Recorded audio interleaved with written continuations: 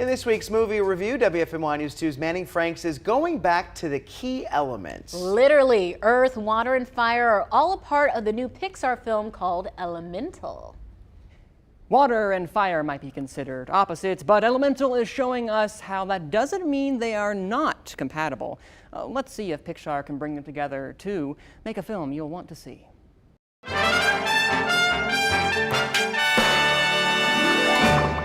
Pixar is a household name, full stop. Their creativity and imagination know no bounds as they have created movies in the past like Monsters, Inc., Up, WALL-E, The Incredibles, and, of course, Toy Story. Yeah, it's been a while since they have reached those same heights, and perhaps it's just me. I feel like their movies nowadays have lost a similar sense of wonder and awe like their earlier films possessed. Sadly, Elemental doesn't do much to change that narrative.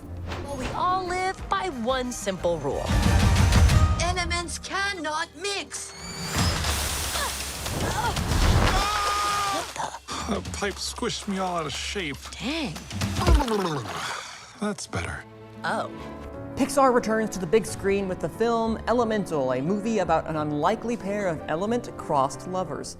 Ember, a hot-headed fire element, and Wade, an easygoing water element. The rules of Element City state that they shouldn't be together. After all, how can fire and water mix? Still, despite being elements apart, Ember and Wade are gonna try, even if it means the disapproval of her family. Elemental plays out like your standard rom-com, only set in the imagination of what you would expect from Pixar, meaning that the world and the characters are a thing of breathtaking beauty. The animation is unsurprisingly top-notch, and the world of Element City feels densely rich in personality on the screen.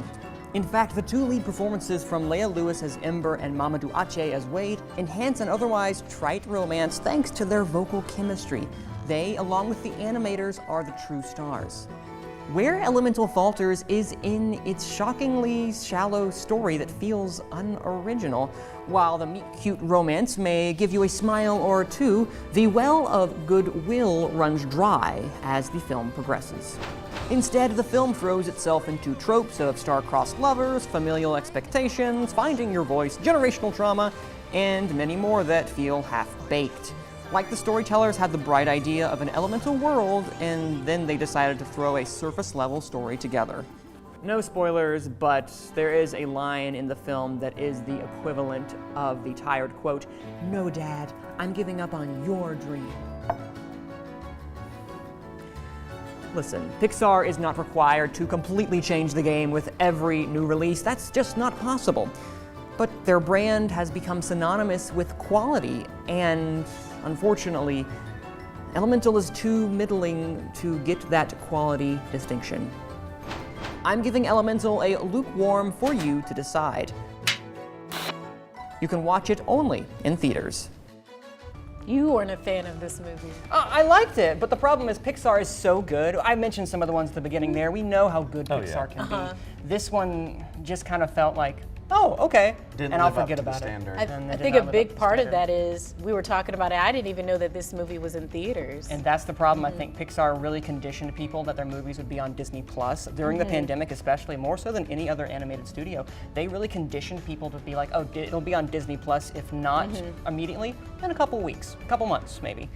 This, I think, is suffering because it didn't do great at the box office as well, too. But it will eventually be on Disney Plus, do you think? Yes. Oh, yes, sure. of course. Okay. Disney Plus is like, yes, we'll take everything. And I think they're having a soul-searching moment. Soul, get it? A soul-searching moment of realizing, okay, how are we going to proceed forward? Because we can't condition people to do this. Because my youngest two really want to see it. Yes, and you're probably going to wait till Disney Plus, or and that's the other issue for another topic, for another day. But Elemental is the problem with this movie is that it doesn't feel like it earns a distinction of being unique enough to live. Like when I said there was that line of "No, Dad, I'm giving up on your dream." Yeah. It is almost exactly the line reading in this movie, and I'm like, Pixar, come on, do better. That's unfortunate because I know with Pixar and these animated movies, it takes them years to put them together. Years. It's gorgeous to look at. Like, it is a breathtakingly gorgeous film, but all Pixar films are beautiful to look at the very least. That's a given. Oh, yeah.